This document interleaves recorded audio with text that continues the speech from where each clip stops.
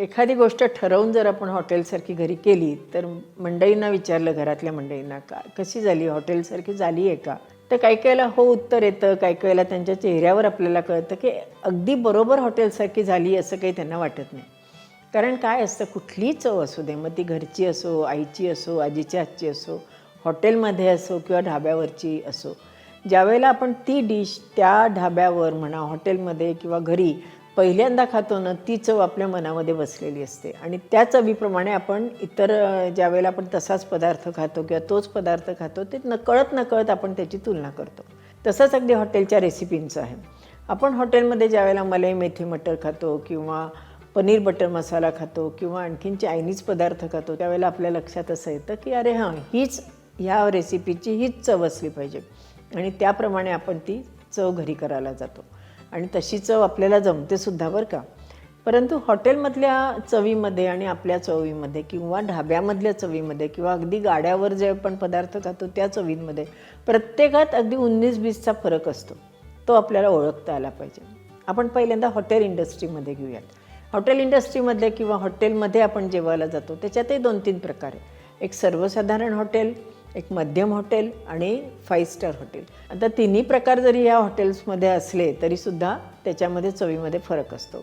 आता घरचे पदार्थ आणि हॉटेलचे पदार्थ ह्याच्यात फरक मुख्य काय असतो, हॉटेलमधले जे बर्नर असतात ते खूप मोठे असतात, त्यामुळे हाय फ्लेमवर त्यांचे पदार्थ शिजले जातात. मुख्य म्हणजे कमी वेळामध्ये हाय फ्लेमवर जर आपण पदार्थ एखादा शिजला गेला तर त्याची चवही बदलली जाते.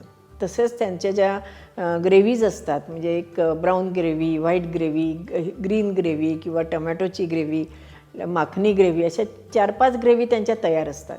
ज्यावेळेला आपण ऑर्डर देतो त्यावेळेला भराभर त्यांचं मिक्स अँड मॅच त्या ग्रेव्हीचं करतात, त्या पदार्थाला ज्याप्रमाणे रिक्वायरमेंट असेल त्याप्रमाणे, आणि झटपट तो आपल्या टेबलावर येतो. तो गरम गरम असताना अगदी चुलीवरचा किंवा गॅसवरचा आपल्या ताटात येतो किंवा आपल्या समोर येतो आणि म्हणून त्याची चव ही वेगळी असते. त्यामुळे हॉटेलमधले पदार्थ हे आपल्याला उत्तम लागतात. हॉटेलमध्ये जे मसाले वापरलेले असतात ते सुद्धा त्यांच्या पावडरी ते करून ठेवतात. दालचिनीची पूड, लवंग पूड किंवा खडा मसाला त्याचा वापर जास्त करतात. तो जो असतो तो त्यांचा वेगळा ठरलेला असतो. त्यामुळे ह्या सगळ्या गोष्टी असल्यामुळे सुद्धा हॉटेलमधल्या ज्या रेसिपीज असतात त्यांची चव बदलत जाते. समजा आपण ढाब्यावरचं जेवण जेवलो तर त्यांच्या चवी वेगळ्या असतात. कारण ज्यावेळेला ते त्यांचा जो पदार्थ असतो तो चुलीवर किंवा मोठ्या बर्नरवर ज्यावेळेला ते हलवत असतात किंवा त्याला टॉस करत असतात त्यावेळेला ती फ्लेम त्या आतमध्ये त्या भांड्यामध्ये येते आणि त्याला तंदूरचा छान वास येतो.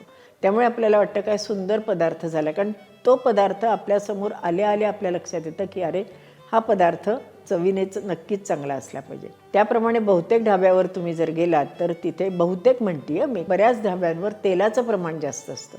त्यांचे जे पदार्थ असतात ते जरा जास्त प्रमाणात तेल घेऊन त्याच्यातमध्ये परतलेले असतात, त्यामुळे त्याचाही स्वाद वेगळा असतो. ज्यावेळेला आपण ढाब्यावर पदार्थ खातो त्यावेळेला ते तिखट असतात, त्याच्यात आलं लसूण आणि कांद्याचं प्रमाण जरा जास्त असतं आणि त्यामुळे त्यांच्या पदार्थामध्ये फरक होतो.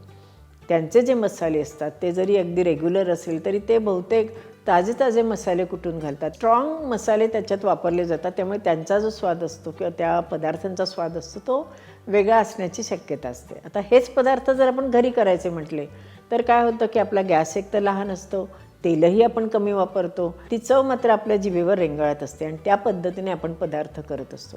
आता आणखीन एक सांगायचं राहिलं की हॉटेल स्टाईल जे आपण पदार्थ करतो त्याच्यामध्ये काही मसाले हे वापरलेच जातात. उदाहरणार्थ धन्याची पूड आहे, जिऱ्याची पूड आहे, कसुरी मेथी तर अगदी वापरलीच जाते. त्याच्याने त्या पदार्थाची चव एकदम वेगळी होते आणि उत्तम लागते. त्याशिवाय गरम मसाला आहे. आता गरम मसालासुद्धा प्रत्येक कंपनीचा गरम मसाला वेगळा असतो. वेगळा म्हणजे काय की त्याची चव वेगळी असते, त्याचा स्वाद वेगळा असतो.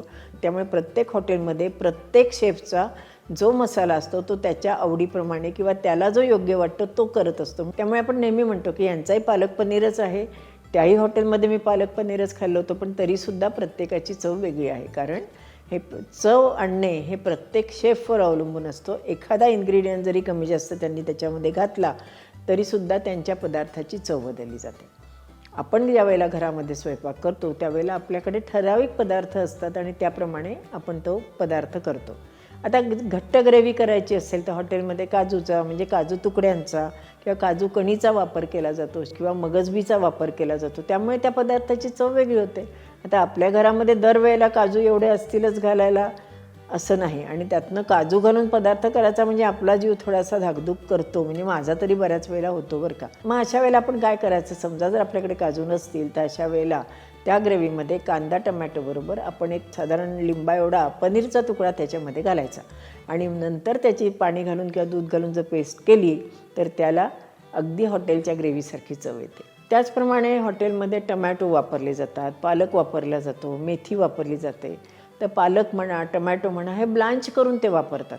आपण काय करतो की टमॅटो आपण कुकरमध्ये उकडतो, त्यामुळे उकडलेल्या टमॅटोचा, ब्लांच केलेल्या टमॅटोचा किंवा ब्लांच केलेल्या पालकाचा रंग आणि स्वाद हे सगळं वेगवेगळं असतं. त्यामुळे कुठलाही जर हॉटेल स्टाईल आपल्याला पदार्थ करायचा असेल तर पालक म्हणा, टमॅटो म्हणा, ब्लांच करून त्याची प्युरी केली पाहिजे. आणि मुख्य म्हणजे कुठलीही ग्रेव्ही केली तर ती चाळणीने किंवा गाळण्याने गाळून घेणं हे तेवढंच महत्त्वाचं असतं. त्याच्यामुळे आपल्याला जो हॉटेलमध्ये ग्रेव्हीला टेक्स्चर असतं की नाही ते बरोबर मिळतं. हॉटेलमध्ये बऱ्याच गोष्टी सढळ हाताने वापरल्या जातात. जसं ढाब्यावर तेल सढळ हाताने वापरलं जातं तसं काही हॉटेल्समध्ये बटरचा वापर सढळ हाताने केला जातो. वरून बटर टाकणे, बटरमध्ये मसाला परतणे, ह्याने सुद्धा पदार्थांच्या चवीमध्ये फरक पडतो. हॉटेलमध्ये जे मसाले मिळतात की नाही ते आपल्याला बाजारामध्ये अगदी सगळीकडे मिळत असतात. त्याचा वापर करून आपण हॉटेलसारखे जे पदार्थ आहेत ते नक्की करू शकतो. आता आणखीन एक तुम्हाला गंमत सांगते की ज्या वेळेला पूर्वी असे पनीर म्हणा, काजू म्हणा किंवा ह्या गोष्टी घालून ग्रेव्ही घट्ट करण्याची एवढी पद्धत नव्हती किंवा एवढी माहिती नव्हती. अशा वेळेला मग काय केलं जायचं माहिती आहे, समजा आपण 1-2 चमचे दाणे घेतले, कच्चे दाणे घेतले तरी चालतात, भाजलेले घेतले तरी चालतात, दाण्याचा कूट घेतला तरीसुद्धा चालतो. समजा जर आपण 4 चमचे दाणे घेतले तर त्यात 2 चमचे पंढरपुरी डाळ आणि 1 चमचा आपण तीळ घालायचे, पाणी घालून त्याची पेस्ट करायची. तीळ किंवा दाणे भाजलेच पाहिजे असं काही नाही, ती पेस्ट करायची आणि तेलामध्ये हा मसाला छान परतल्यानंतर आपण नेहमीसारखी जशी वांग्याची म्हणा किंवा एखादी छान अशी रस्सेदार भाजी करायची असेल तर त्याचा उपयोग केला जातो. बऱ्याच वेळेला ज्या वेळेला आपल्याला घट्टपणा एखाद्या ग्रेव्हीला आणायचा असतो त्यावेळेला डाळीचं पीठ, बाजरीचं पीठ किंवा ज्वारीचं पीठ हे लावूनसुद्धा आमटी किंवा रस्से केले जातात. अगदी 1-2 चमचेच घालायचं असतं. फक्त लक्षात ठेवायचं की तेलामध्ये किंवा मसाल्यामध्ये जे आपण पीठ वापरू ते चांगलं परतलं गेलं पाहिजे. जर ते समजा कच्चं राहिलं तर त्याचं पिठल्यासारखं त्याचं टेक्स्चर येतं आणि ते चवीलाही चांगलं लागत नाही, कारण त्याचा स्वादच बदलला जातो.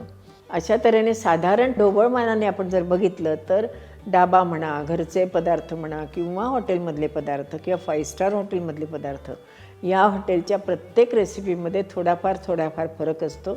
जी आपली पहिली चव असते तीच आपल्याला आठवत असते आणि त्याच पद्धतीने आपण करत असतो. पण हॉटेलमधले पदार्थ घरी करणं हे अजिबात अवघड नाही, हा माझा अनुभव आहे. आणि तुम्ही जर आपले पदार्थ बघितले तर तुमच्याही लक्षात येईल की खरंच हॉटेलमधले पदार्थ आपण सहज करू शकतो.